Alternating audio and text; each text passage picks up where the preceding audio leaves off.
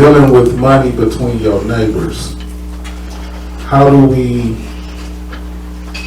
interact, or what are the laws of dealing with money between each other? Because this is something that is real.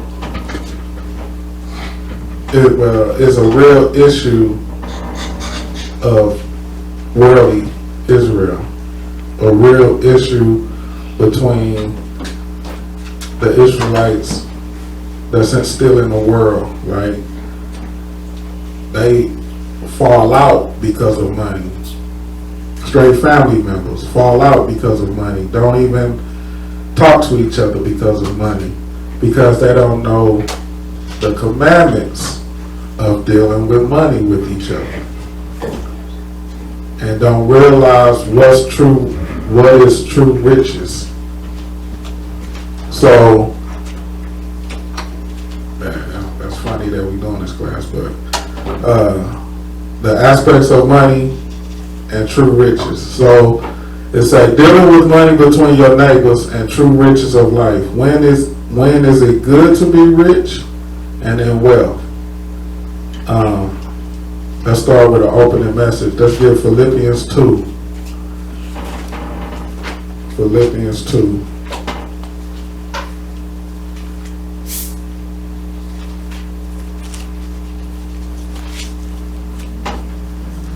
And hit verse 4. Philippians chapter 2 and verse 4.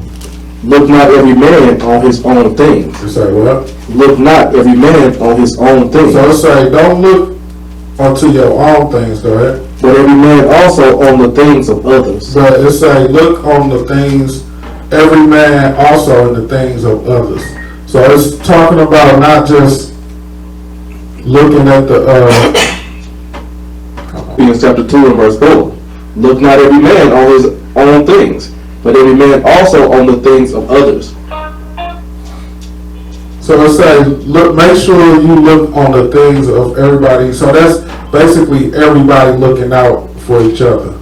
That is, as a people, as a congregation, we're supposed to be making sure that everybody is okay. Go to 1 Corinthians 10, verse 24. 1 Corinthians chapter 10 and verse 24.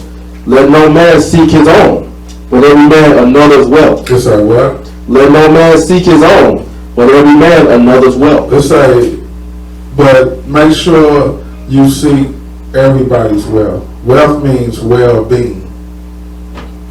Make sure everybody has their well-being. So that's just the opening message. Let's go with dealing with your neighbors and money. Go to Psalms 112.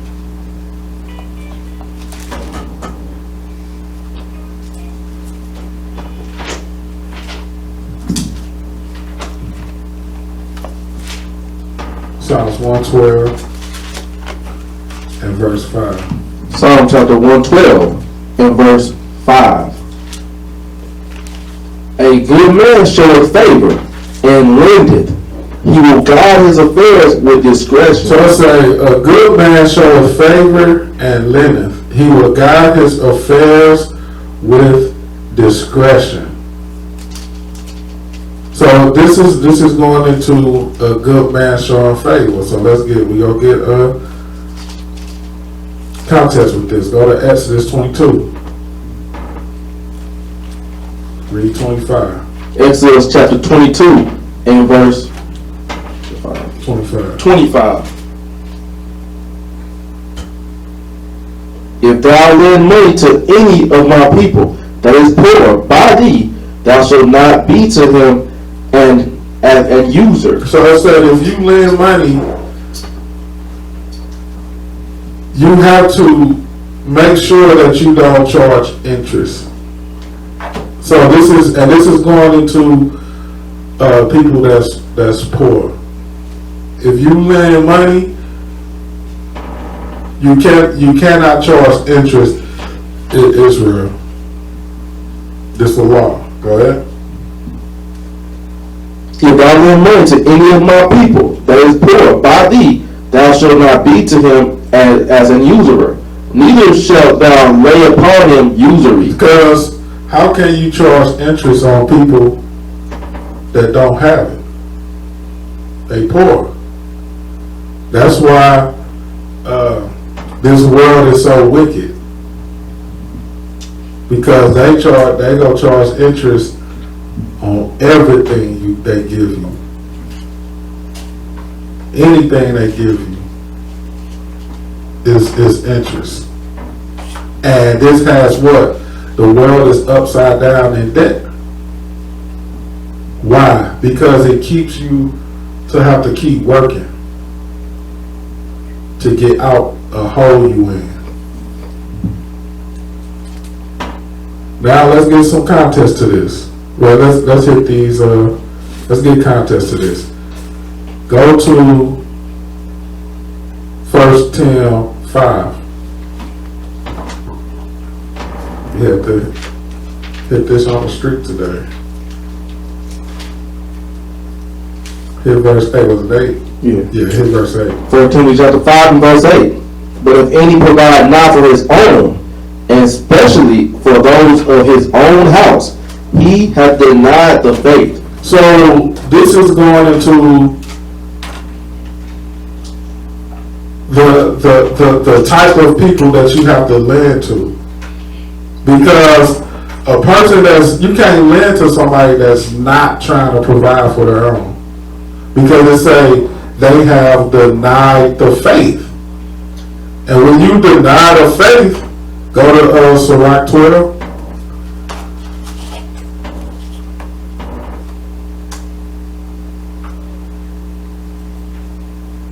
Sirach 12 and 1. Sirach chapter 12 and verse 1. When thou wilt do good, know to whom thou doest it. So shalt thou be thanked for thy benefits. So it say when you do good, know who you doing it to. Because then that's how you going to be thanked for your benefits.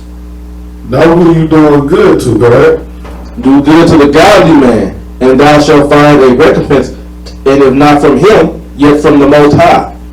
Go ahead. There can no good come to him that is always occupied in evil, nor to him that giveth no alms. Give to the godly man, and help not a sinner. Go ahead. Do well unto him that is lowly, but give not to the ungodly. Hold back thy bread, and give it not unto him, lest he overmaster thee thereby. So he said, give to the godly man and help not a sinner. So I wanted to draw context to when we're talking about lend to our people, it is talking about the people of our faith. You can't lend to people that don't keep no commandments. That's like somebody say that don't keep no commandments but try to hit you with Exodus 22 and 25 or Psalms 112 and 5. See, you got to lend to the poor. It's talking about the poor of your people, the poor of the ones that's keeping the commandments.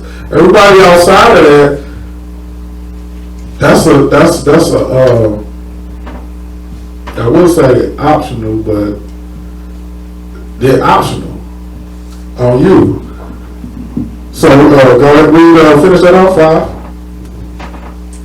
Lest he overmaster thee thereby, for else thou shalt receive twice as much evil for all the good thou shalt have done unto him. Because you're going to receive evil for that good that you done unto him. Because they go overtake thee, meaning they go, what's the word? Take advantage. Take advantage. That's why I say do good to the godly. Now go to Leviticus 25. We have to draw context on who we're talking about. Leviticus 25:35. Leviticus chapter 25 and verse 35. And if thy brother be waxing poor and falling in decay with thee, then thou shalt relieve him, yea, though he be a stranger or a sojourner, that he may live with thee. So it say, if your brother be waxing poor, relieve them. That's why it should be nobody struggling within the congregation. Nobody. Everybody, if you are struggling, people should know. Because there's nothing to get out the hole with these commandments. Read that again. Leviticus 25 and 35. And if thy brother be waxing poor, and fallen in decay with thee, then thou shalt relieve him, yea, though he be a stranger or a sojourner, that he may live with thee. 36. Verse 36. Take thou no usury of him, or increase. But when you relieve him, don't charge interest. Go ahead. But fear thy God, that thy brother may live with thee. Go ahead. Thou shalt not give him thy money upon usury, nor lend him thy victuals for increase. So you're not lending to make a come up. Oh, I'll lend you 80, but I need 100 back. You're not lending to make a come up. You're lending to keep your brother from waxing poor, to be relieved. This is the aspect of money between neighbors. Let's get some more. Go to Deuteronomy 15. Because what does it mean to lend with usury? Deuteronomy 15 and 7. Deuteronomy 15 and verse 7. If there be among you a poor man of one of thy brethren within any of thy gates in thy land, which the Lord thy God giveth thee, thou shalt not harden thine heart, nor shut thine hand from thy poor brother. So it say, don't harden your heart from your poor brother.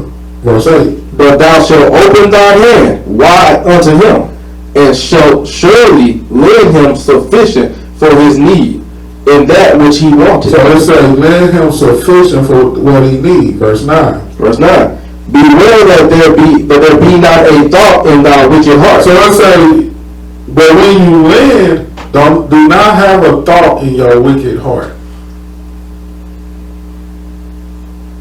Because a lot of people in the world, when they doing something, they're not doing something for that person. They're doing something for their own benefit, ulterior motives.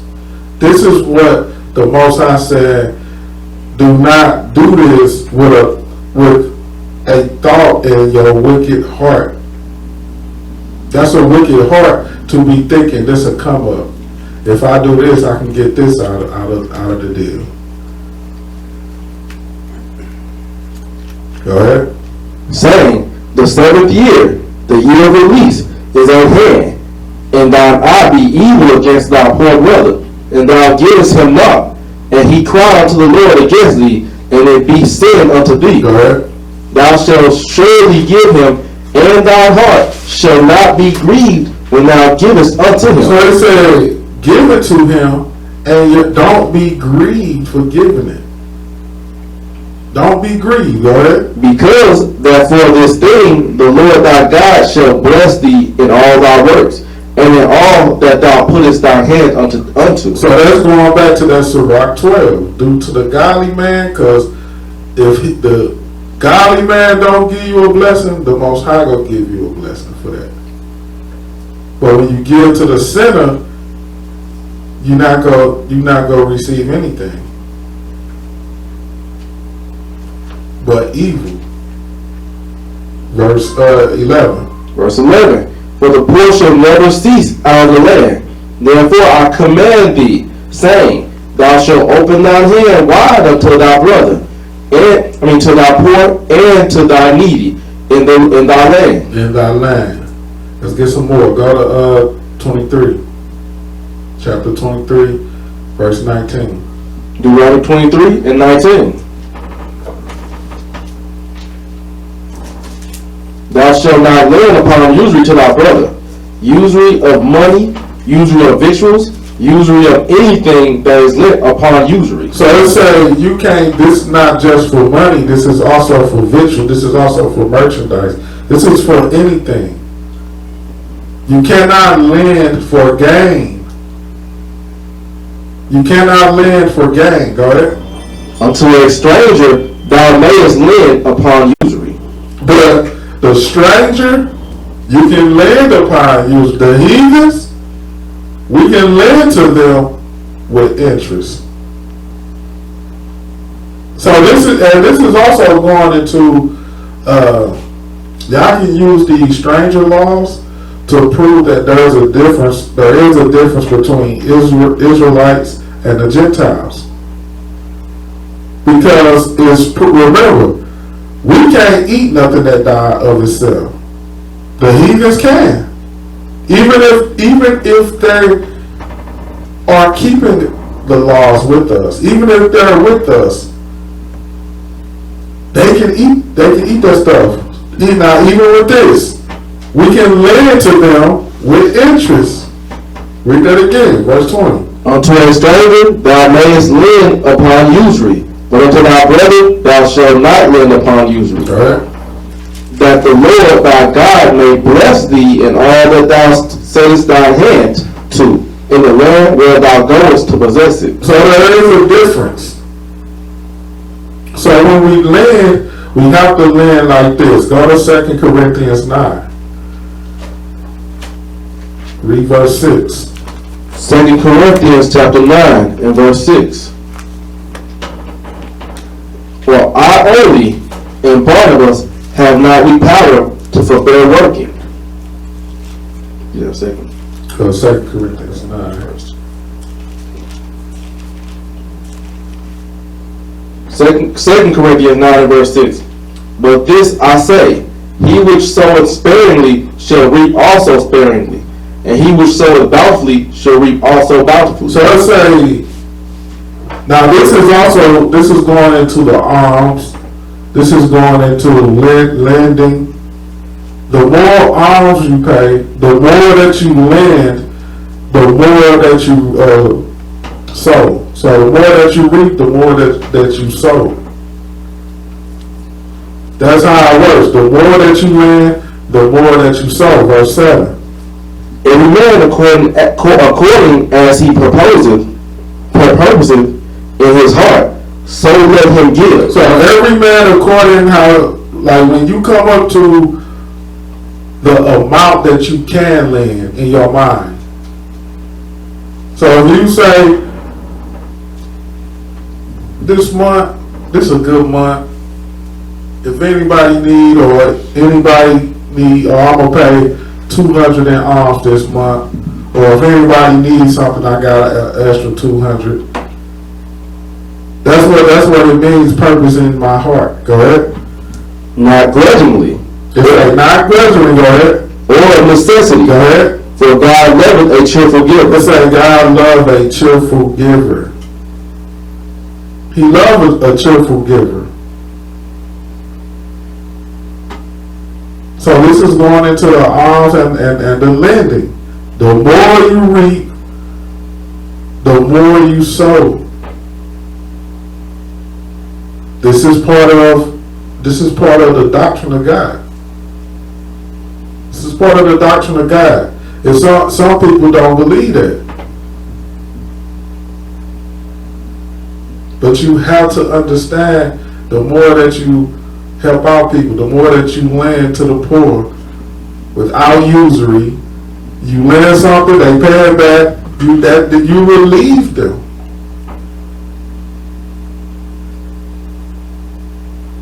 But you do that to a sinner, you might not get your money back. That's why I say help not a sinner. Let's get some more. Go to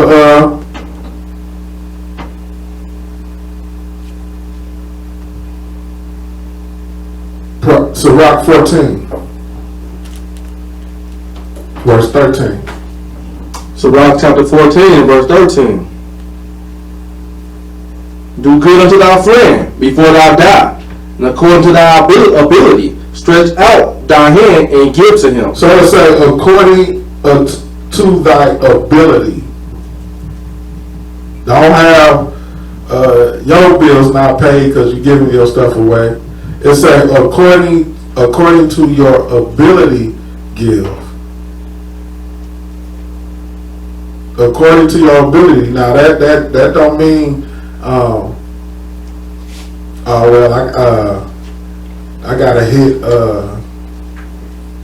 Dave and Buster's 4 times this month, so I ain't got nothing to give.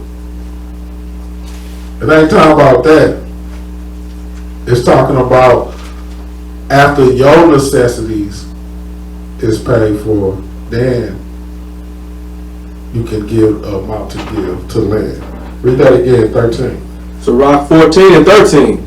Do good unto thy friend before thou die, and according to thy ability, stretch out thy hand and give to him. So it's according unto your ability, what you have to, what you are able to lend. Go to Proverbs 19. Proverbs 19 and 7. Proverbs chapter 19 and verse 7. All the brethren of the poor do hate him. It's like what? All the brethren of the poor do hate him. All right. How much more do his friends go far from him? He pursueth them with words, yet they are wanting to him. He that giveth wisdom loveth his own soul. He that keepeth understanding shall find good. Read that again, verse 7, my bad. Verse 7, Proverbs 19 and 7. Read 6. Proverbs 19 and 6.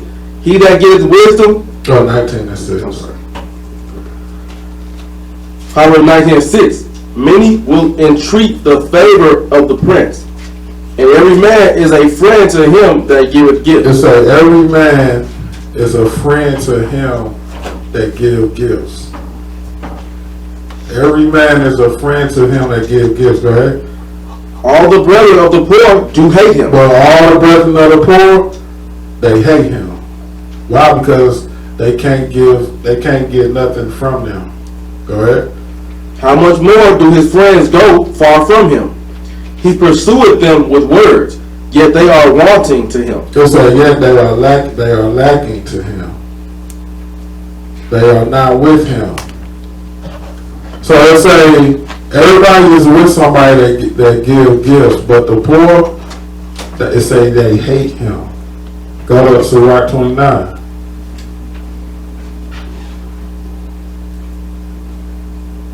Read verse 1. Sirach chapter 29 and verse 1. He that is merciful will lend unto his neighbor, and he that strengtheneth his hand keepeth the commandment. It says read that again. He that is merciful will lend unto his neighbor, and he that strengtheneth his hand. So he that strengtheneth his neighbor's hand, he that strengtheneth me, that goes into he that who relieves him, do what? Keepeth the commandment. That's the ones that keep the commandments. The ones that is merciful and lends to their neighbor. And lends to their neighbor. Verse 2. Lend to thy neighbor in time of his need, and pay thou thy neighbor again in due season. They say, lend to thy neighbor in time of his need. That's why. So what I'm trying to show is that these are commandments. These are commandments. So it should be nothing when people are in time of need. You have to speak out. You have to speak out. Nobody's gonna be in your financials like that.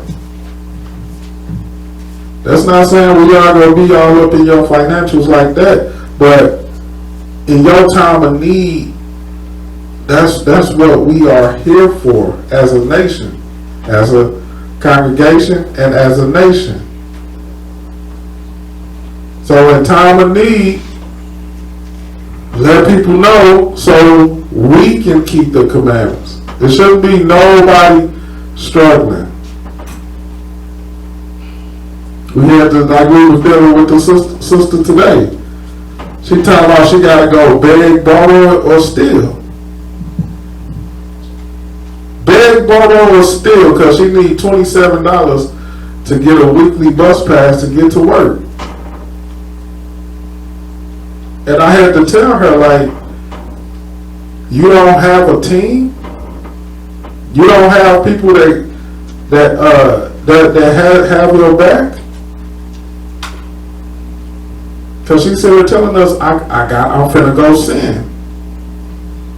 But when the Most High put you in a lower state for that sin, then what? Where's your backup? Where's your congregation? Where's your church family? Where's your regular family? You're by yourself. And then that goes into pride. Then, that was a whole nother thing. Because what it say? So she admitted to, didn't she? She admitted to she finna go sin. And what's the beginning of sin? Pride. And I told her that's pride. Because you don't have a team of people, you rather don't know how to build relationships to where people have your back. That's not how it works. To where you out here, what she say, her own words, beg, borrow, steal. That's what she said she was finna do. So that's where we at? 29. So let's say so now that's on the lender side. So now let's look at the borrower side. Borrowing money, you must pay it back on time. You must pay it back on time. Sirach 29, read verse 3. Sirach chapter 29 and verse 3. Keep thy word, and deal faithfully with him, and thou shalt always find the thing that is necessary for thee. So this is going into the borrower. It says, keep thy word and deal faithfully with him, and thou shalt always find the thing that you need. What do that mean? That means that nobody have a problem lending people money when they pay it back when they said they was going to pay it back.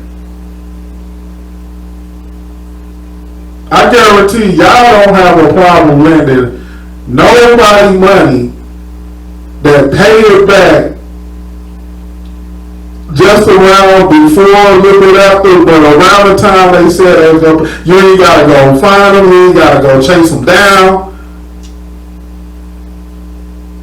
You ain't got to social media stalk them.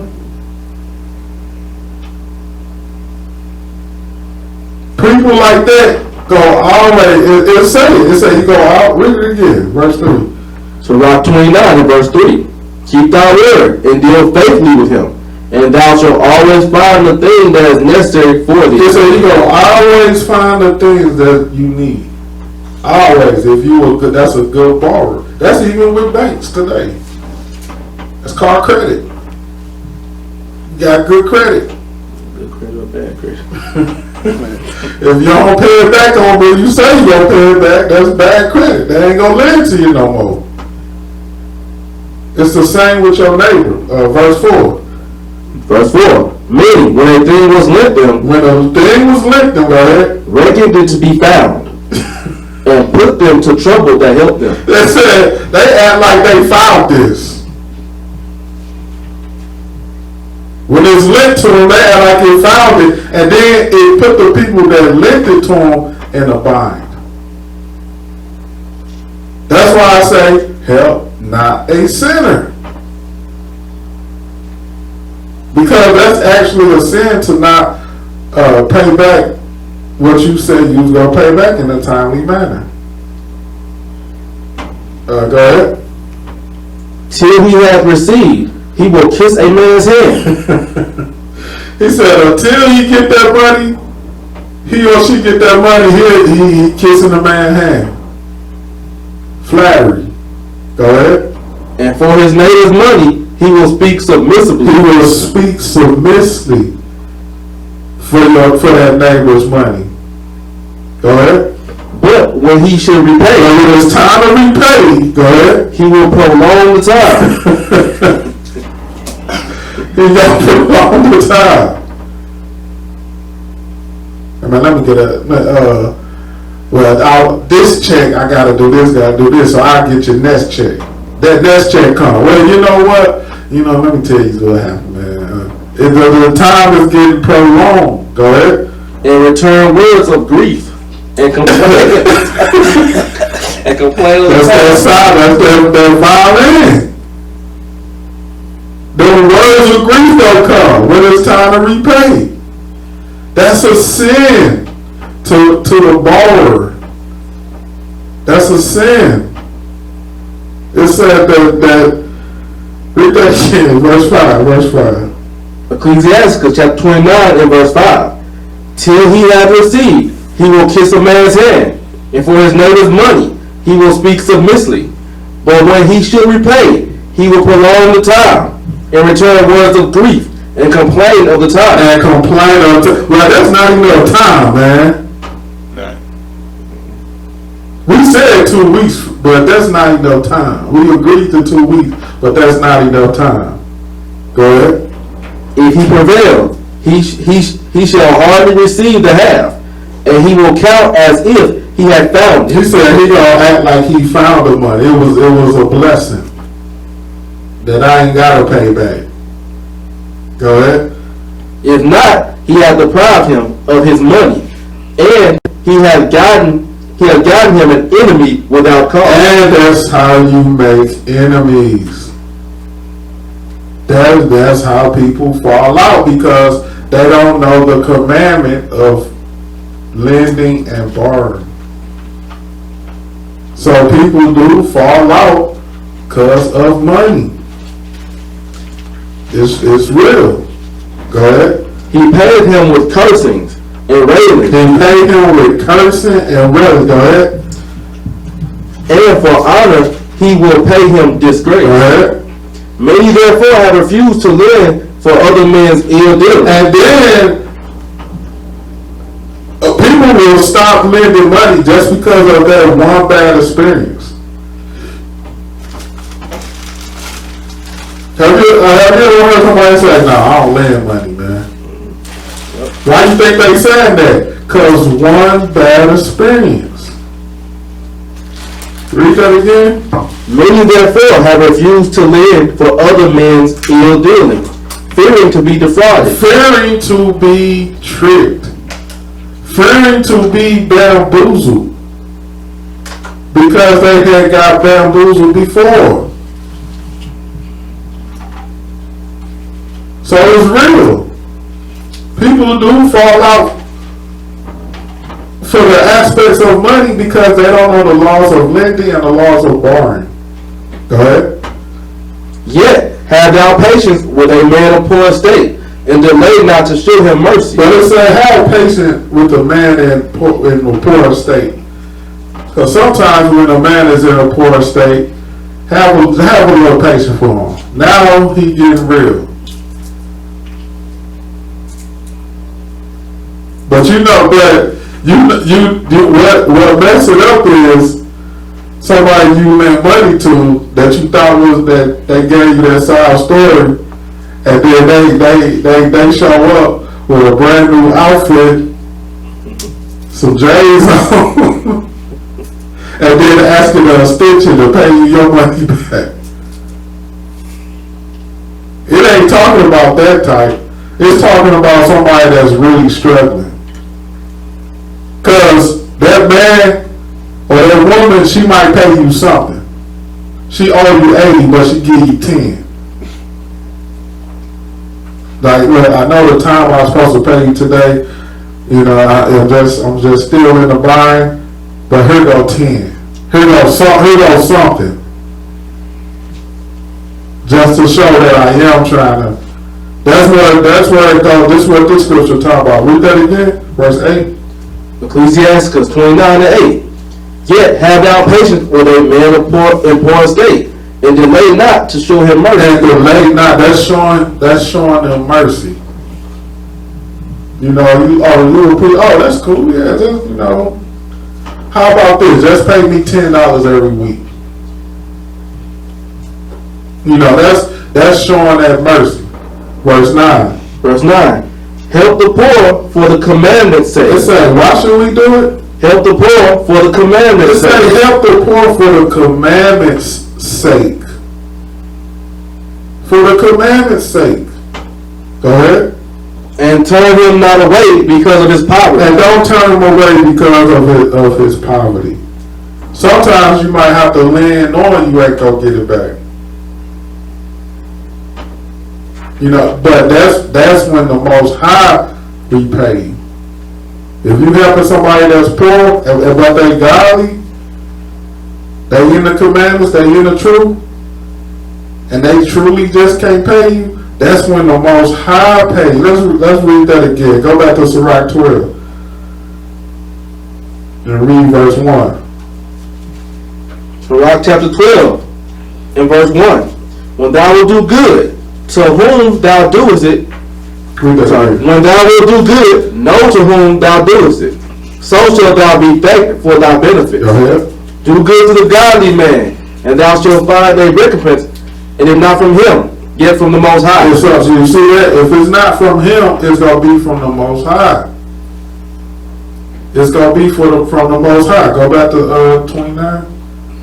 Read verse 9 again. Sirach chapter 29 and verse 9. Help the poor for the commandment's sake, and turn not away because of his poverty. Because you don't get a repayment. They're in poverty. They're going through hard times. But you're going to get a repayment from the Most High. Go ahead. Loose thy money for thy brother and thy friend, and let it not rust under a stone to be lost. So I say, lose thy money for thy brother and thy friend. Lose thy money for thy brother and thy friend. That means, give your money for your brother and your friend. Go ahead.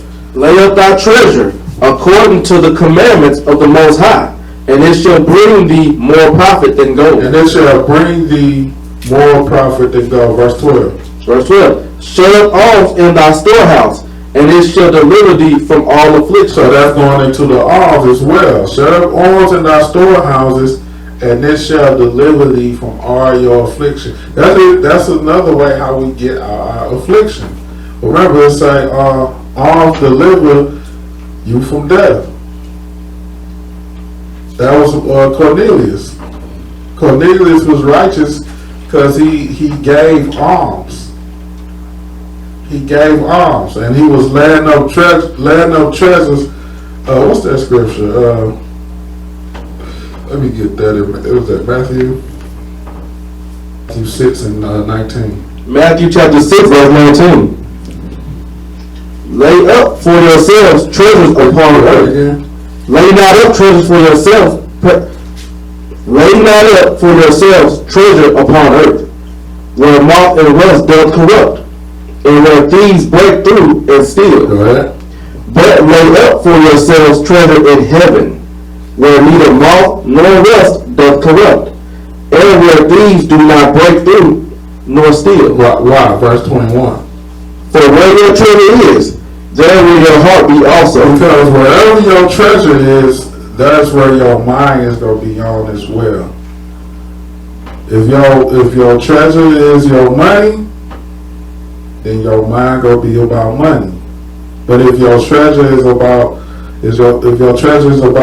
the Most High, about heaven, then guess what? Your mind going to be about the kingdom.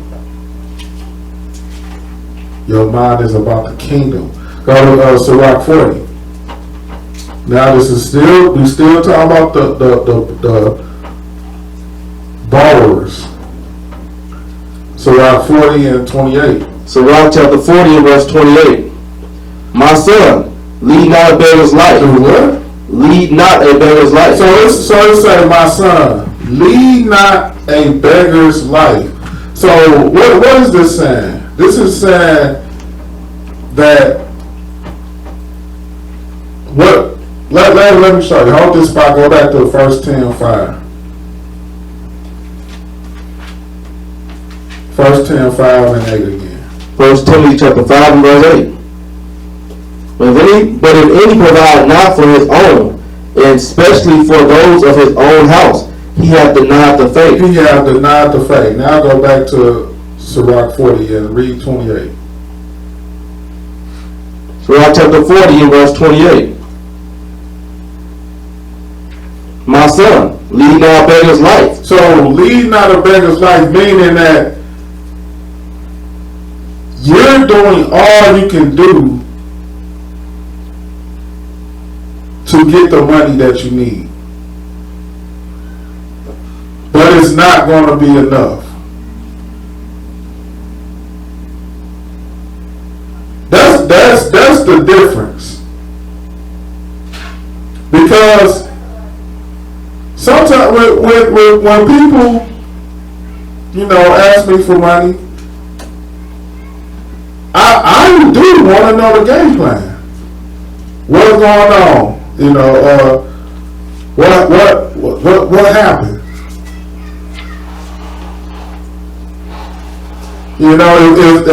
That's if it's a large amount. If it's a large amount, people don't want to know the game plan. If we're talking about $50 or $100, then just here. But if you're going into $500 plus dollars, I need to know that we working together for you to get all of this. Not that you cruising along and you finna ask 5 people for $100. What are you doing? You need to be doing all you can to make it, because the scriptures say don't live a beggar's life. Your game plan shouldn't be to beg. So there is a difference between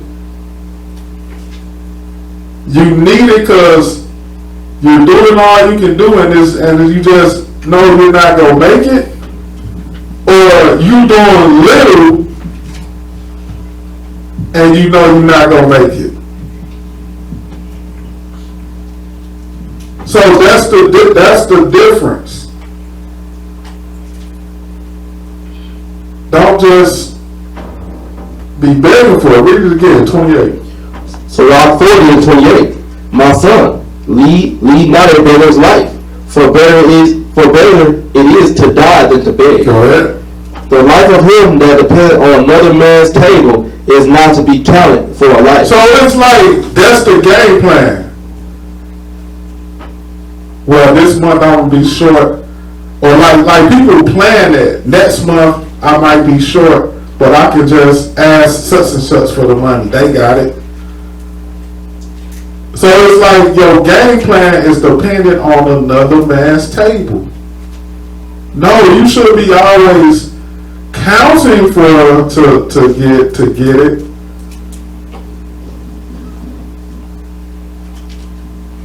But if you realize that, I'm working 50 hours a week, I'm doing this, but I'm still gonna be short, I need to go get help. Read that again. Verse 29. The life of him that dependeth on another man's table is not to be counted for a life, for he polluteth himself with another man's meat. But a wise man well nurtured will beware thereof. Begging is sweet in the mouth of the shameless, but in his belly there shall burn a fire. It says begging is sweet in the mouth of the shameless. It's sweet in the mouth of the shameless. People there's no shame to beg. They gonna do as little as possible, but their main plan is to beg. That's their game plan. I'm gonna ask, I'm gonna beg for it. That's not the scripture is letting us know that's not a game plan. That's not a game plan. That's going against the scriptures.